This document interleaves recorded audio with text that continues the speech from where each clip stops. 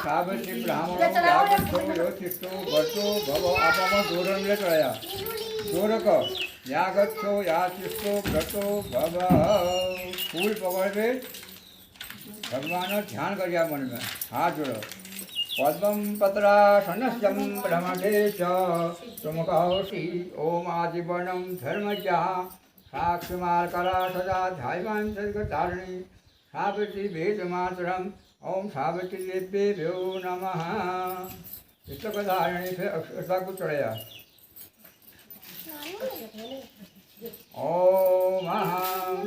ओंकार पूर्वके देवी वीणा पुस्तकधारिणी वेदमतुभ्यं अभेदं परिश्यामि सपरिवाराभ्यः ब्राह्मणाभ्याय नमः आवाहनं समर्पयामि भ्यो नमः। आसनम एक फूल पकड़ो ब्राह्मणा स्वशरीरा सत्यवधिते नगे घ्राण एवं धर्मराजो सुरेश्वरी ओंकार पूर्वे देवी वीणा पुस्तकधारिणी वेदमानतुभ्यं अभेदं पश्यामि ओम आसनं समर्पयामि भ्यो नमः। एक चमचन कौन लड़ेगा पाँच मसड़ा फूल पाद्यमः कारपूर्वे पाद्यं गंगाजलं समिदार्घं ब्रह्मप्रिये आव्यायं धर्मराजः सावित्रीप्रिये गजाम् ओंकार पूर्वे देवी वीणा पुस्तकधारिणी वेदातुभ्यं अभेदं पश्यामि सपरिवाराभ्यां सावित्रीभ्यो नमः। अर्घं हाथ लगा दियो गंगादिसमानीतं फलपुष्पादिवेदम् अर्घग्रहणसवितं ममं सत्यप्रियपते ओंकारपूर्वके नमः। नारायणावे आस्मिन् पाण्डराध्याय आस्मिन् नमः। कर्पूरीकसुरजनं चन्दनमे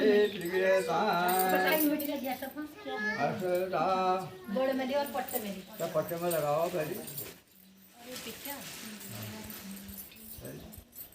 पट्टे लिख रहे यमराज यमराज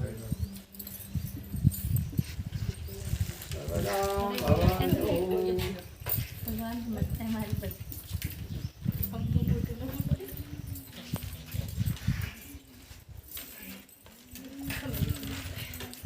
नारायणाय नमः। ओम सावित्री नमः पादो पूजामि ओम कृष्णे नमः जानुनि पूजामि ओम कमलाक्षे नमः कटि पूजामि ओम भूतधारिणे नमः उदरं पूजामि ओम गायत्रे नमः कंठं पूजामि ओम ब्रह्मणे नमः प्रियाय नमः सर्वांग पूजामि ओम धात्रे नमः पादो पूजामि ओम ज्येष्ठाय नमः ओम वेदसे नमः उदरं पूजामि ओम पद्मनाभाय नमः नाभि पूजामि ओम प्रियते नमः कंठं पूजामि ओम श्रेयभाय नमः मुखं पूजामि ओम ब्रह्मणे नमः शिरं पूजामि ओम विष्णवे नमः सर्वांग पूजामि नारायणाय नमः। भूषणासे गिरिजं समर्पयामि भ्यो नमः। मातृ कोमल इस भाई में रह गया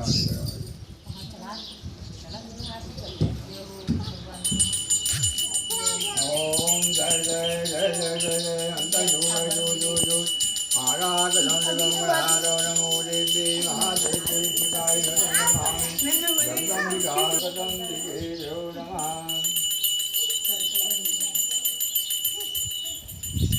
जय जय जय जय जय अंत जो जय नारायणाय नमः संभवा भवन्तु जगदम्बिके मां नारायणाय नमः। और शांत हो जाओ सतम ब्रह्मा पूजितां दिवे सर्वसुराजं विष्णुजनं सर्वभूतानां वन्दयामि ओम कारपूर्वे देवी पुण्या पुष्पधारे ददं सौभाग्यं सर्वदाभ्यां पात्रं समर्पयामि। फिर फूल को वाले हाथ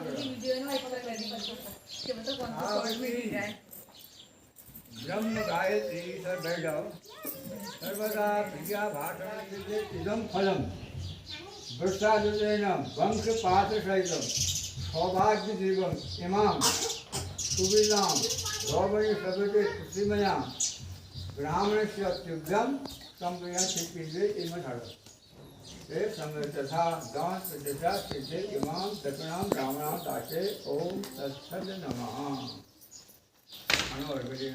काल तक संतान न होने के कारण दुखी हुए राजा ने अपने राज्य के सब विद्वान ज्योतिषी ब्राह्मण पुरोहित आमंत्रित कर एकत्र किए। सबका योग की सत्कार कर कहा। विद्वान ज्योतिषियों ने अपनी अपनी ज्योतिष गणना प्रारंभ कर दी। कुछ समय सब गंभीर होकर राजा की ओर देखने लगे। राजा ने कहा, आप लोग संकोच त्याग कर सच्ची बात कहिए।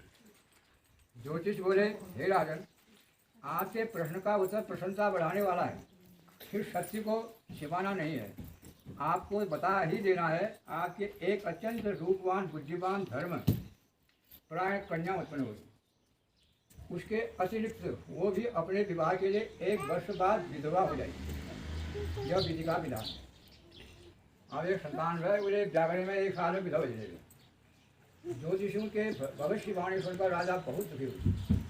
वे कन्या और अपने राज्य की भविष्य चिंता में बहुत दुखी हो गए। कालांतर में राजा के एक कन्या उत्पन्न हुई।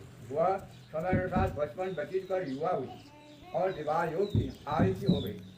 राजा अपनी कन्या के विवाह का परिमाण सोचकर भी दुखी हो गई। वे ये विचारने लगे कि कुछ बचाव का प्रयास किया जाए। ऐसा सोचते सोचते जय प्रेरणा से राजा को नारद जी का स्मरण हो आया। धर्मात्मा राजा ने आवाहन कर नारद जी को बुलाया और सारी बातें बता दी। नारद जी कुछ पल विचार कर बोले, हे राजन, तुम अपनी कन्या के विवाह का दायित्व उसी पर छोड़ दो। तुम अपनी कन्या से कहो कि वह अपने लिए स्वयं ही कोई योग्य वर तलाशे। तुम्हारी कन्या जिस युवक को अपने भावी पति के रूप में तुम्हारे सामने प्रस्तुत करे, तुम उसी के साथ अपनी कन्या का पूर्ण शास्त्रों विधि से विवाह कर दो।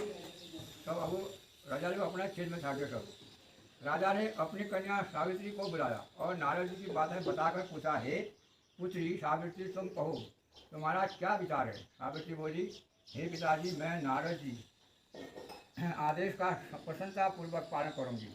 राजा को कुछ सांत्वना प्राप्त हुई। अब राजपुत्री सावित्री ने सखी सहेलियों, दासियों और अनुचरों सहित भावी पति के योगी लक्ष्मी को ढूंढने में भ्रमण करना प्रारंभ कर दिया। अनेकों नगर वन प्रांत पार कर सावित्री एक छोटे से रमणीक जंगल में पहुंची। वहां पहुंचकर सावित्री ने अपने रथ रुकवाया। कुछ देर प्रकृति के में सुंदरता निहारने के बाद सावित्री विश्राम करने लगी।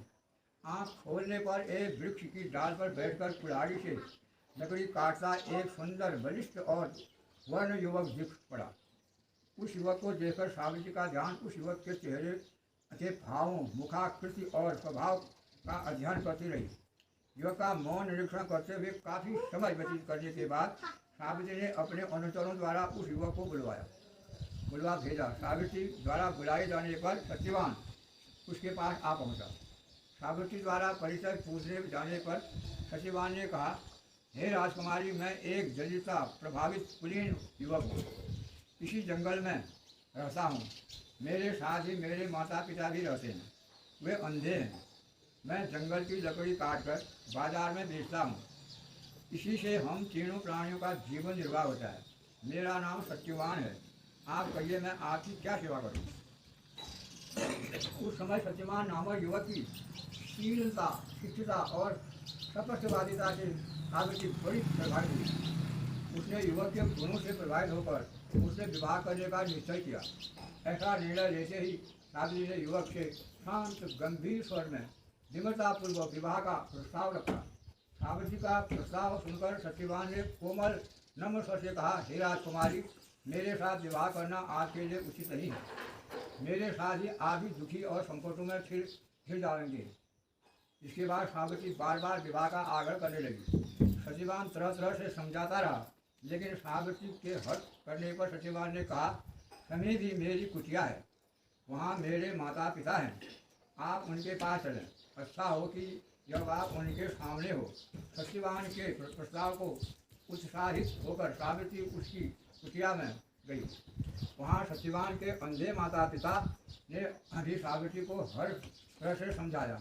पर सावित्री ने अपने ओर से उन्हें तरह तरह के आश्वस्त कर विवाह की स्वीकृति प्राप्त करने की सफलता प्राप्त कर ली। सत्यवान ने भी विवाह के लिए स्वीकृति दे दी। सत्यवान की कुटिया से लौटकर सावित्री अपने पिता के पास पहुंची और संपूर्ण वृत्तांत बता दिया। सावित्री अपने पिता से वार्तालाप कर रही थी कि उसी समय नारद जी पहुँचे। वे बोले, तुमने अपना पति कैसे सुना है? इस पर सावित्री ने पुनः सारी बातें नारद जी के सामने ही दोहराई। नारद जी बोले, सत्यवान एक गुणवान, रूपवान, सदाचारी, सज्जन युवक है, परंतु विवाह के 1 वर्ष बाद ही उनकी मृत्यु हो जाएगी।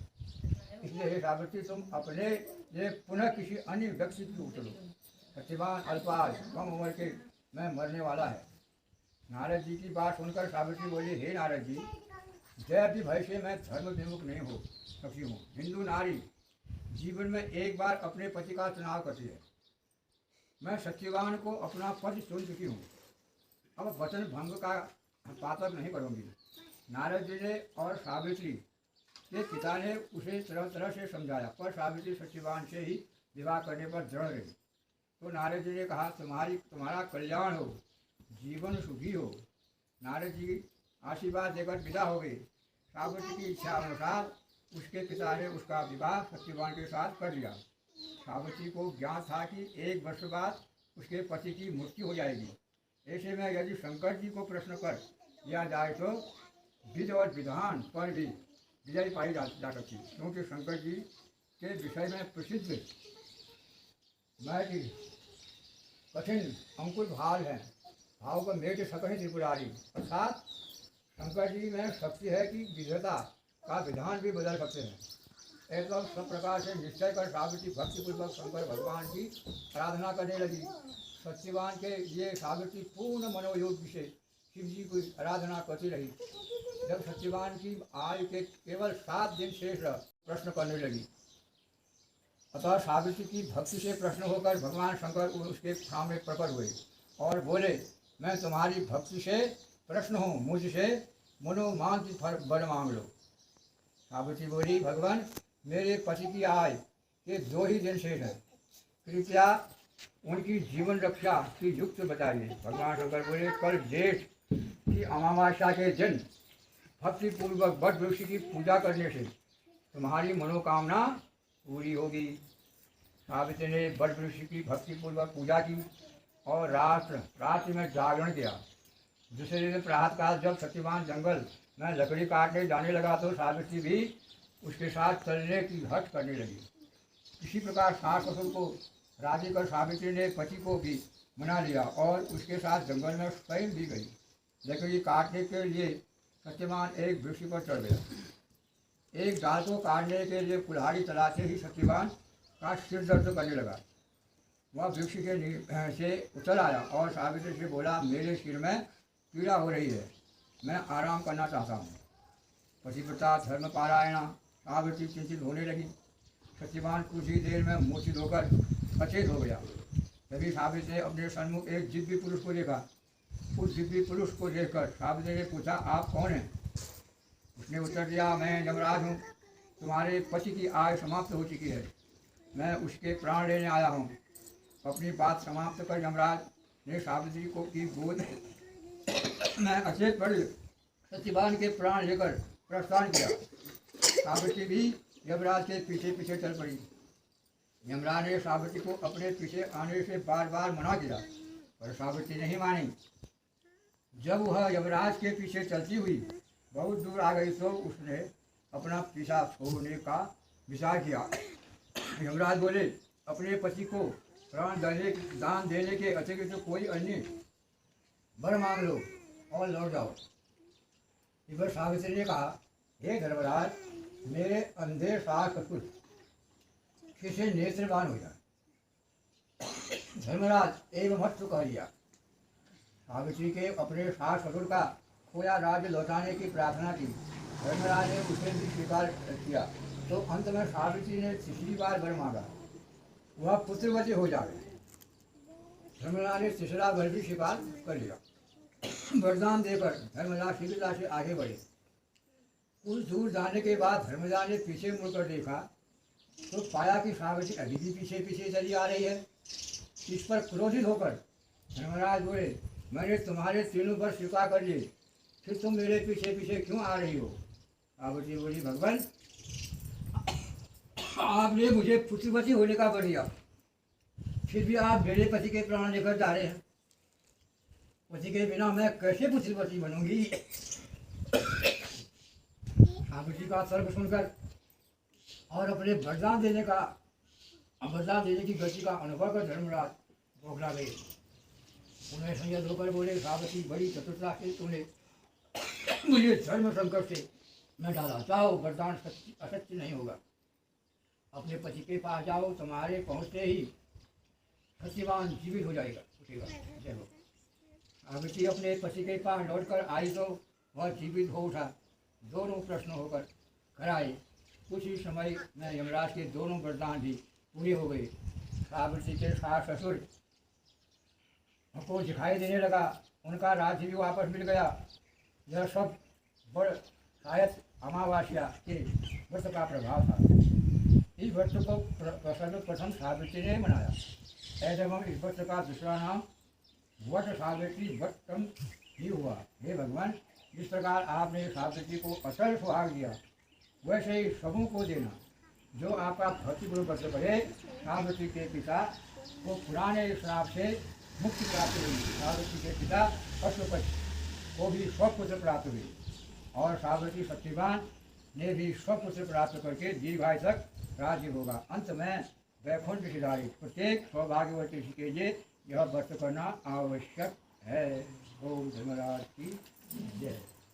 नारायण सब में तुम्हारा प्रभाव अकल हो, तुम्हें सावित्री को सुबह जाओ, तुम्हारे घर में आनंद मंगल हो। जय हो।